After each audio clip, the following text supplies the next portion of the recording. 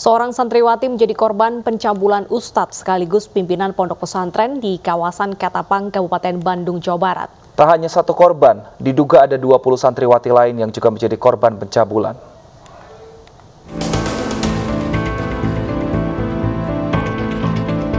Bersama keluarga dan kuasa hukumnya, seorang santriwati mendatangi Polresta Bandung untuk melaporkan pencabulan yang dialaminya.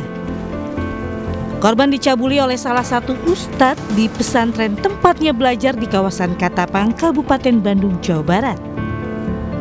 Selain korban, diduga ada 20 santriwati lain yang juga menjadi korban pencabulan dan hingga saat ini belum berani melapor.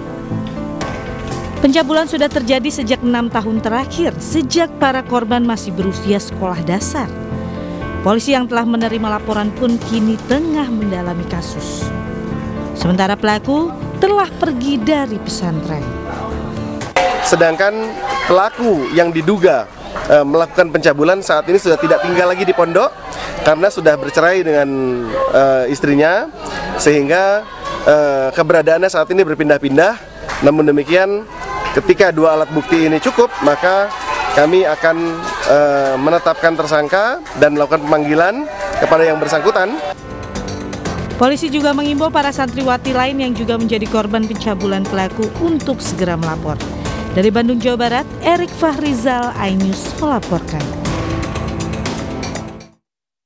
Unit PPA Polresta Bandung telah meminta keterangan belasan santri pesantren di Ketapang, Bandung dalam kasus dugaan pelecehan seksual yang melibatkan oknum ustadz. Dan untuk mengetahui perkembangan kasusnya, sudah bersama kami Deki Rosdiana selaku pengacara korban pelecehan seksual. Selamat siang, Pak Deki.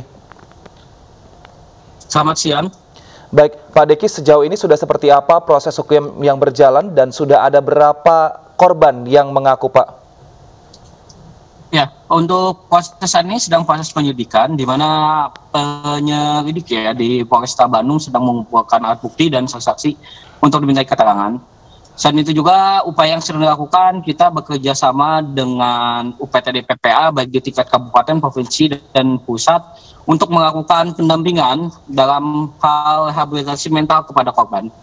Karena tidak dapat dipungkiri bahwa dengan adanya permintaan di media membuat shock kepada para korban. Mudah-mudahan dengan proses pendampingan ini dapat membuat para korban berani berbicara untuk memberikan kesaksian di kepolisian sehingga perkara pencabulan ini dapat segera dilimpahkan ke pengadilan.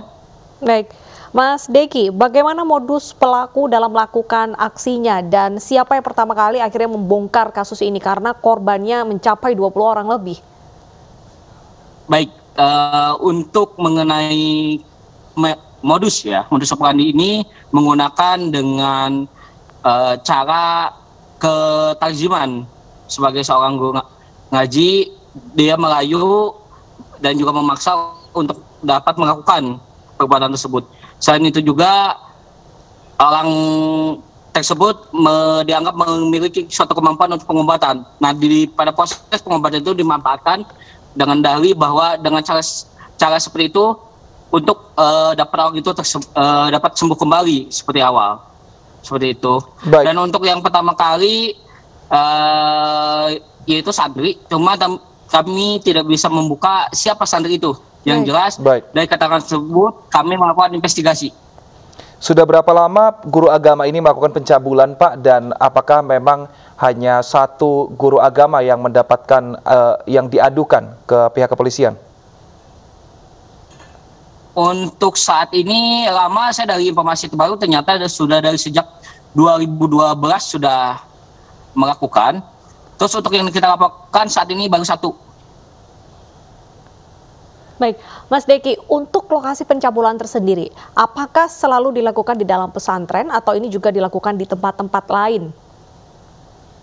Baik, untuk tepat sebagaimana dilaporkan kepada kepolisian, kami menyampaikan tempat baik di tempat praktek maupun di luar, seperti itu. Baik, lantas saat ini bagaimana kondisi pondok pesantren sendiri? Apakah proses belajar di sana dan juga beragamanya masih terus dilakukan dengan adanya kasus ini? Ya, untuk saat ini pondok tersebut keadaan sepi, kegiatan sementara non aktif. Baik, untuk para korban juga ini seperti apa Pak? Selain untuk melaporkan kasus ini, apakah sudah diberikan pendampingan oleh pihak-pihak terkait? Ya, kembali saya tegaskan bahwa saat ini dari tim UPTD, PPA, baik kabupaten maupun provinsi sudah ikut terjun untuk melakukan pendampingan. Baik, terima kasih Pak Deki Rosdiana. Kita nantikan seperti apa proses hukumnya dan semoga hukum yang diberikan ini seadil-adilnya. Terima kasih Pak Deki, sehat selalu.